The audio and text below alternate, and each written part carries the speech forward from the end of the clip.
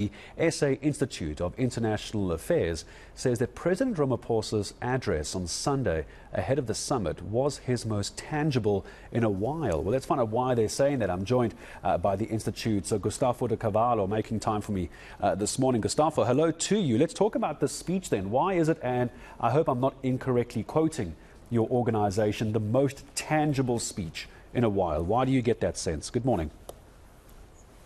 Good morning. And we haven't really seen very often President Ramaphosa, especially since the beginning of the war in Ukraine, really providing an explanation to the population in terms of what the South Africa stands for, what are the key objectives, and how South Africa deals within this very divisive world. It's not to say that the government hasn't presented those views, but by doing that, on live television, on radio, and ensuring that all of the population is listening to, I think is a particularly important statement, that it showcases what South African foreign policy is and what South African foreign policy is not. And I think it's an important development, and hopefully it was something the government will continue doing to ensure that as international issues become more and more divisive, our population fully understands where we're coming from. Absolutely. If you look at our foreign policy, very much based on the Freedom Charter of 1955, Gustavo, do you get a sense that even though it is established on the Freedom Charter and all those good things in our Constitution, is it still as relevant today, considering how more geopolitical we are as a country, how more globalized we are as a nation? Is that still the relevant platform to use? Is it still the relevant marker in the sand when it comes to our foreign policy? Is that Freedom Charter?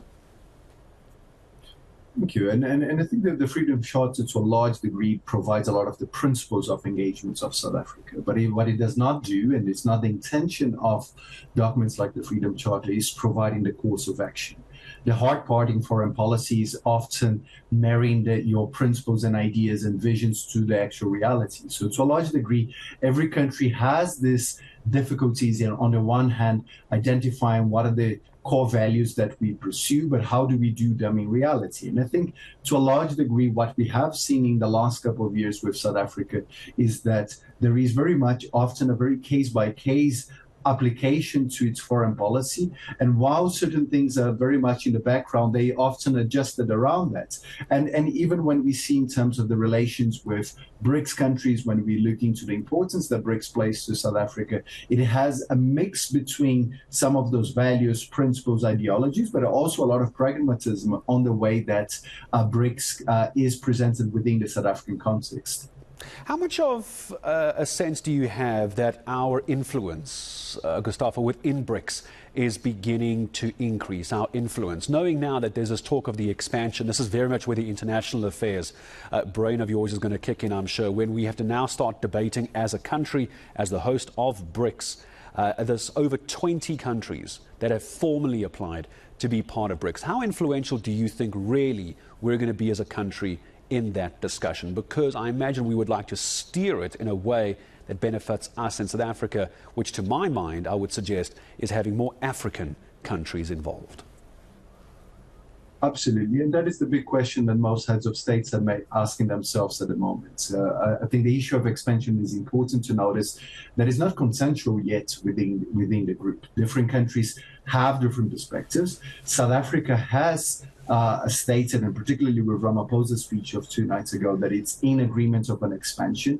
And that is particularly for us an important vehicle to move away from being the sole African country within BRICS and really to strengthen some of the continental process that we have been developing. And I think in that regard, in particular, trying to see what it is, how can we increase complementarity between groups like BRICS and mechanisms like the African Continental Free Trade Area. Those are seem to be potential benefits to increase the complementarity between nations and increase the sophistication of the dynamics of trade within the continent. Noting that BRICS is not particularly a trading bloc. We don't have preferential taxes. There is a number of things. But what it does provide, and this is one of the reasons why we see so many countries from the global south, emerging economies that on their own right have a lot of influence in the regions. If we're talking about Argentina to Saudi Arabia to Indonesia, all of those countries are very relevant in the regions. And so are the African countries that are intending to join. So to a certain degree, BRICS is seen by many as a potential platform that increases their voice.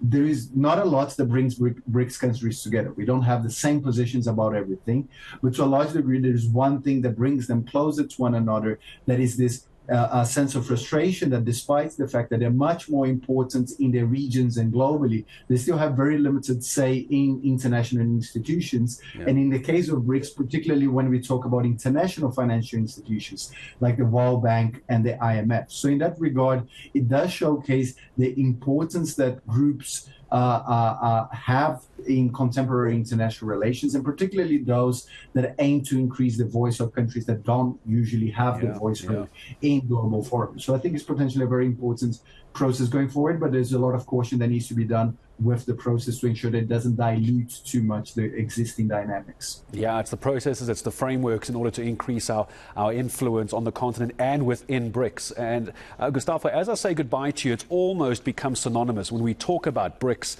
of course we know the other acronym is going to come up, don't we? AGOA. We still sit in this very awkward spot between BRICS and AGOA. Well-known economist on this show just a short while ago, Professor Bonke Dumisa, saying that if he was to look at the importance between them from an economic perspective, he would suggest AGOA is more important to us economically.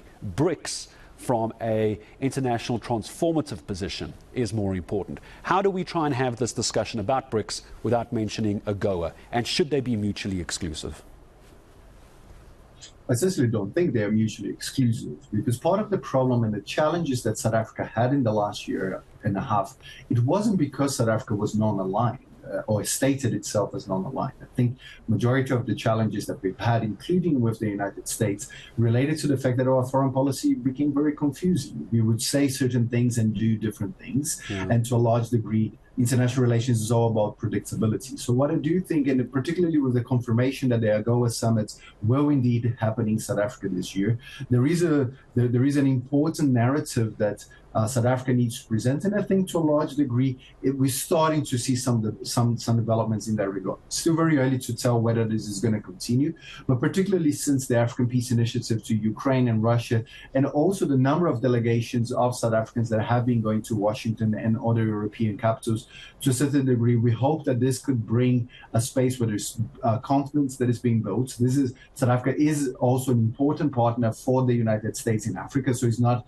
immediately in their own benefits to cut those relations, noting that especially within our own region, within Southern Africa, there is a lot of complementarity. So if we are dropped out of AGOA, we know that countries like Lesotho, like Eswatini, Botswana, and so on, which are often quite integrated with the manufacturing that is done in South Africa, could have a lot to lose in that regard too. So it's a difficult discussion for the next couple of months, and hopefully South Africa will continue on this early path that it has started in recent months to become a more consistent and a more coherent presentation of its own positions and policies globally. Yeah, absolutely. Worst mistake you can make in international relations, international affairs, is being schizophrenic. Pick a line, stick to it, and adapt and adjust as you need to, but don't ever, ever flip-flop. Gustavo, thank you very much indeed. It's been great to have you on. Hopefully we talk again in the next few days, as I'm sure he'll be watching BRICS very closely, as I'm sure many of us will as well. Gustavo de Carvalho from the South African Institute of International Affairs.